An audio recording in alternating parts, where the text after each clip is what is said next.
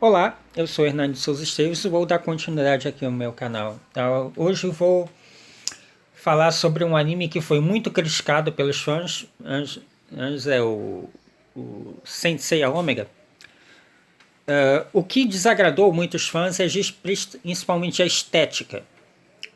A imagem, o traço, o perfil dos personagens foram mais infantilizado, as armaduras que pareciam mais roupas e colãs do que uma armadura.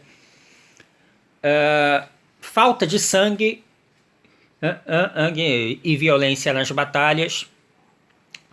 Porém, quando se entende que Saint Seiya Omega foi um projeto para tentar revitalizar a franquia Saint Seiya e tentar trazer um público novo, a franquia que basicamente vive de nostalgia, até se entende isso.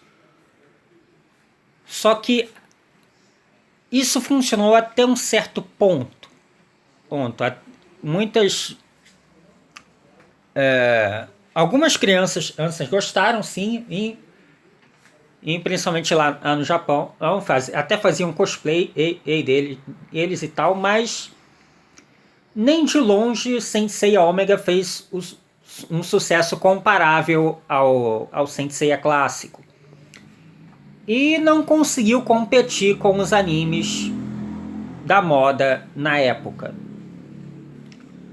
o que demonstra que é muito difícil a obra, a própria franquia Saint Seiya conseguir um novo fôlego hoje em dia. E até obras novas que tratavam dos personagens clássicos muitas vezes não tinham o sucesso esperado. O filme Prólogo do Céu, quando chegou, ou em muitos países em que Saint Seiya ainda tem uma fandom muito grande, todo mundo já tinha visto, então foi um enorme fracasso financeiro.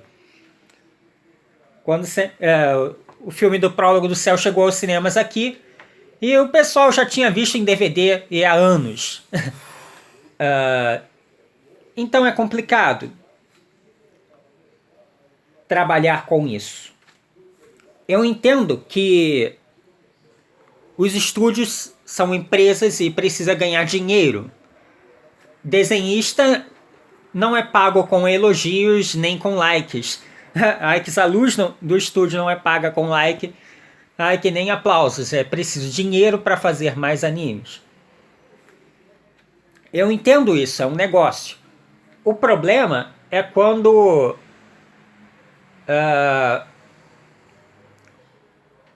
o negócio fica à frente demais da arte que você quer fazer. E uma coisa que irrita muitos fãs de Saint Seiya Lost Canvas é o fato do anime não ter acabado sem chegar ao seu final. Ele estava completamente inacabado. Não teve a terceira temporada. E isso irritou muitos fãs. E saber que você acompanhou aquela história toda, gostou, e saber que ela não vai ter um final, isso irrita demais. E isso também impede que os fãs aconselhem que outras pessoas vejam o anime. Como é que você vai recomendar um anime inacabado? Que vai acabar no episódio 25. Entende? Não dá. Nisso, Saint Seiya Omega não pecou, porque mesmo não fazendo o sucesso esperado do que a Toei e os outros os outros queriam, bom, eles levaram o anime até o fim. Isso demonstra respeito com o público que você já conquistou, demonstra respeito com aqueles que gostaram da obra. Tipo assim, nós queremos ganhar dinheiro, mas queremos entreter vocês também. É uma troca. Vocês dão dinheiro pra gente e a gente dá a diversão pra vocês. É assim que funciona. E por mais que critiquem o Ômega, disso eles não pecaram. Eles respeitaram o seu público até o final. Inclusive, foi uma obra que a qualidade foi crescendo. Eu não dava muito pelo Ômega no começo, mas principalmente depois da saga das 12 casas até a saga Pala, a história foi crescendo, foi se desenvolvendo. E de maneira geral, o Ômega se desenvolve como história melhor do que o clássico. Sim, a história do Ômega é melhor do que a do clássico. Eu sei que vão querer me matar aqui, mas o clássico tinha muitos furos de roteiro, coisas não explicadas. Por exemplo, vários flashbacks mostrava a irmã do Seiya, Eia Seika, com um cabelo laranja, meio alaranjado. A do Yamarin tinha um cabelo meio alaranjado, e o que muitos pensavam que a Marin era de fato a irmã do Seiya, porque as duas se pareciam, iam muito. Mas depois, na saga de Hades, botam ela com um cabelo quase marrom. Aí quando param pra olhar o flashback, mas peraí, o cabelo dela não era abóbora? Sabe? Essas falhas de continuidade tinham no clássico. Que deixavam muita gente encucada. Os personagens que pareciam surdos, tipo, eu vou te mandar pra outra dimensão? O quê? Você vai me mandar pra uma outra dimensão? Sim, eu vou te mandar pra uma outra dimensão. Tipo, cara, qual é? Esses são surdos ou são lesados? O que é? É só uma encheção de linguiça. Isso é chato. Então, de maneira geral, embora a qualidade gráfica do Ômega não seja tão atrativa quanto a do clássico, tem menos enrolação, pelo incrível que pareça.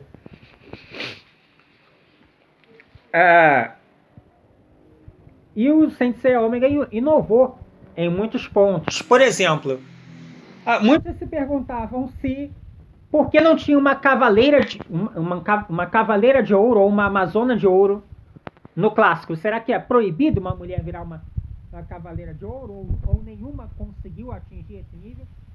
Muitos se perguntavam isso e não tinha explicação para isso direta no clássico. A mais provável é que nenhuma mulher conseguiu queimar o cosmo até o 7º sentido, porque era algo extremamente raro. E também porque o posto de Cavaleiro de Ouro já estava ocupado. Era provável essas duas hipóteses. Aparentemente não havia nenhuma proibição de que uma mulher virasse uma Cavaleira de Ouro. Mas muitas garotas, fãs de Sensei, se perguntaram: poxa, por que não tem uma Cavaleira de Ouro, né? E Sensei Ômega apresentou isso pra gente. Não só uma, como duas.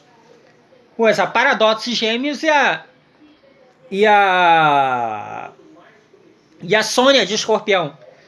E duas Cavaleiras de Ouro que chegaram chutando a porta, mostrando quão poderosas são, dando extremo trabalho para os protagonistas.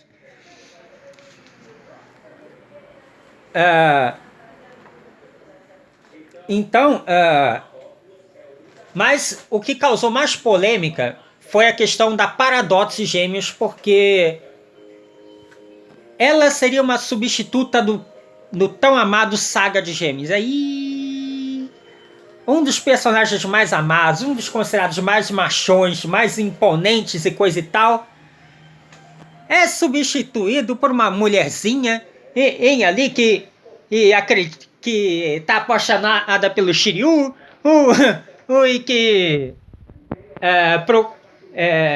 não tem muita autoestima, procura namorado e coisa e tal. Transformou a casa de Gêmeos numa casa de chá. O pessoal ficou puto da vida com isso. E acham que a personagem não é poderosa por causa disso, porque ela não demonstra, porque ela não tem essa masculinidade, essa força, essa coisa do que o Saga tinha. Mas analisando friamente a obra, ela tem um número de técnicas maior do que o Saga. Ela sabe usar a explosão galáctica e a outra dimensão. A única técnica do Saga que ela não sabe usar é o Satã Imperial. Mas ela sabe usar o Cólera do Dragão. Então ela sabe fazer uma muralha de ar para se proteger. E ela sabe, meio que, entre aspas, controlar o destino. E não sabe ler mentes, sabe ver possibilidades de universos paralelos. Elas podem invocar um raio no maior estilo Zeus. Cara, ela é poderosa pra caramba.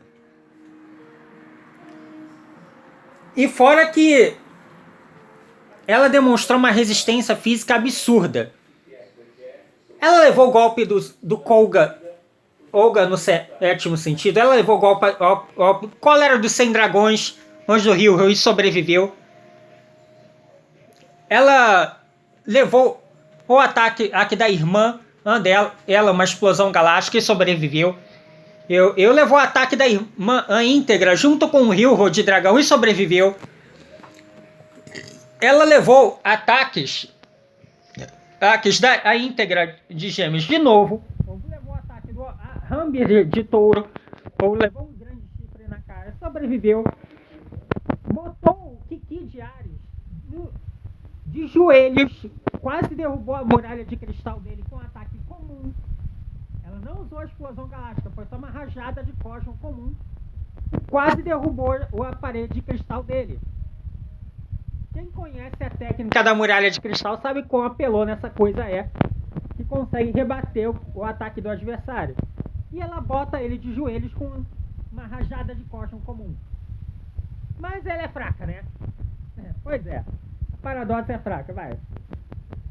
Ela levou o ataque da espada das artes militares da Gália, uma espada poderosa o suficiente para partir o Cabo Sunion, que é uma prisão que só os deuses podem livrar alguém. O cânon de Gêmeos, que tinha um poder comparável ao do Saga, não conseguiu sair do Cabo Sunion por conta própria. Ele deu sorte de achar o tridente Poseidon. E a Paradox aguentou um golpe de uma espada que partiu o Cabo Sunion ao meio. Tá ligado? Quanto apelão isso foi? E detalhe, ela não morreu. Ela só morreu por estar muito ferida. E daí queimaram o seu cosmo mesmo estando ferida. E daí para ajudar a trazer os cavaleiros. Eles de bronze e os cavaleiros de ouro para a batalha. Então olha quanta coisa essa mulher aguentou. Ela é um tanque, meu filho.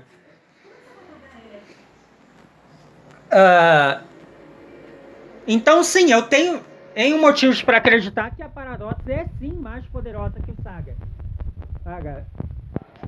Eu nunca vi o Saga aguentar o ataque de uma arma de um deus. Não sozinho. Ele nunca fez isso. Isso, a Paradox fez isso. Eu nunca vi o Saga, ou o Canon,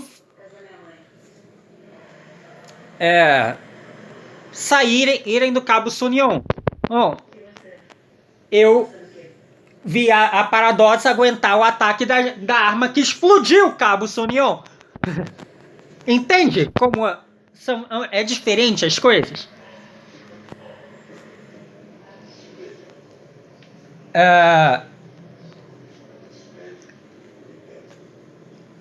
Então, em muitos pontos, o Ômega foi sim melhor do que o clássico. Ele ainda tem algumas coisas características de Sensei, tipo fator motivacional. O personagem está todo arrebentado, e ganha poder do nada, e vem esse inimigo. Isso é uma característica não só de Sensei, de vários animes shonen, mas Sensei foi um dos que mais ficaram marcados por isso. Tipo assim, o cara com a armadura intacta inteiro, Não conseguiu vencer. O cara com a armadura toda quebrada, sem os sentidos, eles todo arrebentado, consegue vencer. São coisas assim. Sensei já ficou conhecido por essa característica aí. Principalmente Shiryu, né? Ele parece que ele não precisa de armadura. Pra que ele lutou? Ele lutou pra ganhar armadura, se ele nunca usa essa merda.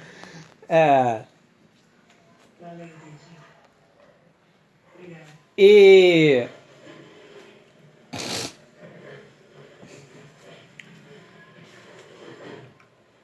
E várias outras coisas. Assim, o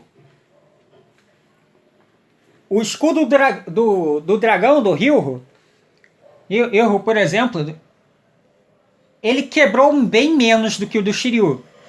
E nas situações em que ele quebrou, foram compreensíveis. E a maioria das vezes, ou usaram armas de deuses, ou com ataque dos deuses, ou com ataque de muitos, ou recebendo muitos ataques poderosos consecutivos. O que faz sentido. Um exemplo, a armadura do Ryu foi quebrada pelo Myler, que tem uma luva alquímica capaz de quebrar as coisas atomicamente. Então faz sentido uma arma dessa quebrar as armaduras. Então não destrói a imagem de que o escudo é poderoso, porque usaram uma arma especial também muito poderosa para quebrá-lo. Entende? Já no Sensei clássico, principalmente nos ovas e nos filmes, faz parecer que o escudo do Shiryu é de vidro. O Yan de escudo dá um chute e quebra o escudo facinho. Pois é, né? Pelo menos o Shura no Ura saga H clássica tem a Excalibur na mão, né? A espada mais afiada do mundo. Onde o escudo pelo menos impediu que o braço do Shiryu fosse decepado por ela. Então ele serviu para alguma coisa. Coisa faz sentido também.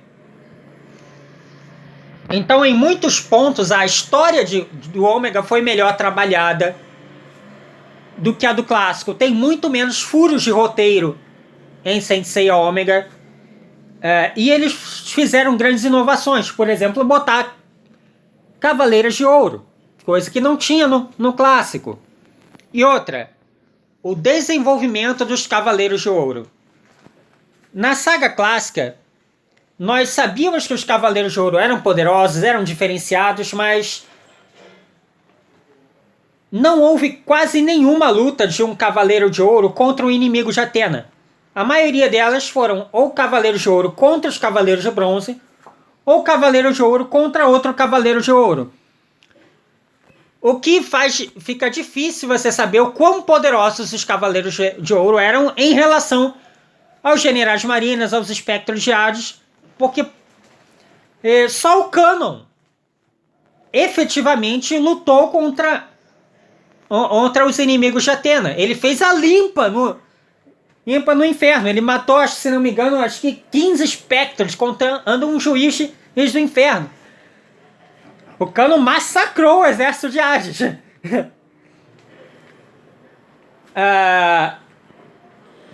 Mas nós não sabemos qual seria o desempenho dos outros Cavaleiros de Ouro, assim. Porque quase nenhum outro deles enfrentou inimigos de Atena. Só o Shaka, que derrotou 5 espectros de uma vez, incluindo o Giganto. Mas o Giganto é um espectro de média força. Ou seja, ele é conhecido pela força física e não pelo poder bruto que ele tem. Então, um espectro que usa porrada contra o Shaka, que tem em Ukan, que tem em o Tesouro do Céu, a rendição divina e as outras coisas, falam, qual é, né, cara? Então não é uma grande demonstração de poder do Shaka derrotar 5 deles de uma vez, que quando esses 5 não têm habilidades tão especiais quanto a dele. Eles nunca foram um desafio para ele.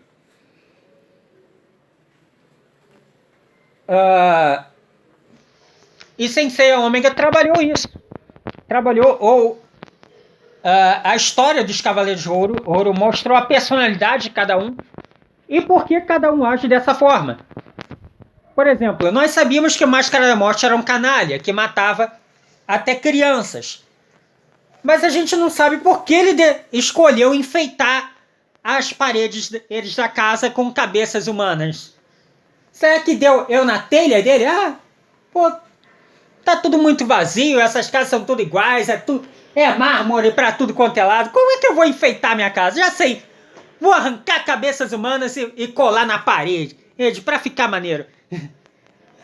É mais ou menos isso que as pessoas pensam. Não tem porquê. Não sabe por que ele age desse jeito. Já o Myler de Câncer mostra o porquê ele age dessa forma. Ele era uma pessoa pobre, ele vivia nas ruas, ele roubava para comer, ele apanhava na rua. Então, ele acabou se apegando à vida dele. O objetivo de vida dele era sobreviver, era se tornar mais forte. E ele acabou, ao mesmo tempo, desenvolvendo um fascínio, ele também e repulsa pela morte. Ele não queria morrer e ele achava que matando os outros ou se mostrando superior a eles era uma forma dele dizer que ele superou a morte, que ele não tem medo dela. Ela então foi uma abordagem interessante. Mas os fãs só reclamam que amam do cabelo dele, da máscara do elmo de câncer, que parece mais a máscara do fantasma da ópera e outras coisas. Então acham que ele é mais fraco que o Máscara da Morte só porque ele não tem um visual tão assustador quanto o do Máscara da Morte. Mas quando vai comparar as técnicas de cada um, a forma que cada um usa para assustar o inimigo, o Shayla é bem mais assustador que o Máscara da Morte. O Máscara da Morte tem as técnicas que jogam o cara direto no Yomotsu. O Shayla, ele pode fazer o inimigo ter a sensação de cair no reino dos mortos, mas sem efetivamente cair no reino dos mortos, torturando o seu adversário psicologicamente. Ele pode invocar o cadáver de amigos do seu adversário e usá-los contra ele. Ele é uma outra forma de torturar o seu adversário psicologicamente. E ele também tem a técnica das ondas do inferno. Do Máscara da Morte. Então sim, ele é um personagem mais assustador e ele é um personagem melhor trabalhado que o Máscara da Morte.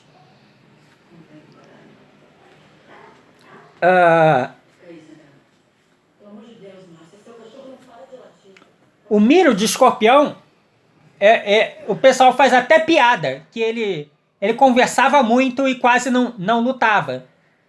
Acham que ele é o filósofo do Sensei. Mais conversa do que bate. A Sônia de Escorpião parece, sei lá, uma capoeirista, mestre Taekwondo, ou sei lá o que. Irmão de Shaolin, ela desce a porrada. Ela bate mesmo. Eu olhava assim, caraca, ela vai acabar com sua alma na porrada. Então, em vários pontos, Sensei Omega inovou e foi melhor sim do que o clássico. Em alguns pontos específicos. Então, no final das contas, eu acho que Sensei clássico ele sobrevive com a nostalgia. E ele teve personagens muito icônicos, como os 5 Cavaleiros de Bronze e os 12 Cavaleiros de Ouro. O que acaba elevando a obra a um patamar que talvez ela não tivesse. Porque quando se para ver, a história em si tem vários furos de roteiro, contradições. Dizem que... Quantas vezes você ouviu que o esquife de gelo do Camus não pode ser destruído por nenhum Cavaleiro de Ouro? Nem todos os Cavaleiros de Ouro juntos podem quebrá-lo. Shiryu com a espada de Libra parte ele ao meio facinho. Então ao menos o Cavaleiro de Libra pode, né?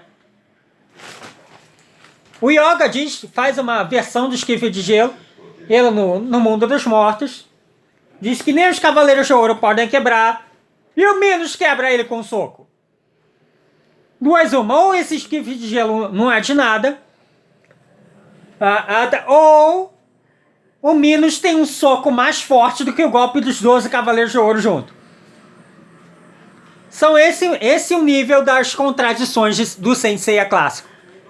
O Minos, parece que o soco do Minos é pior do que você levar o golpe dos 12 Cavaleiros de Ouro combinados. São essas as contradições que tem no Sensei clássico. E aí, venham defender Sensei clássico agora. A história do clássico. Como ela foi bem feita, bem contada. Entende?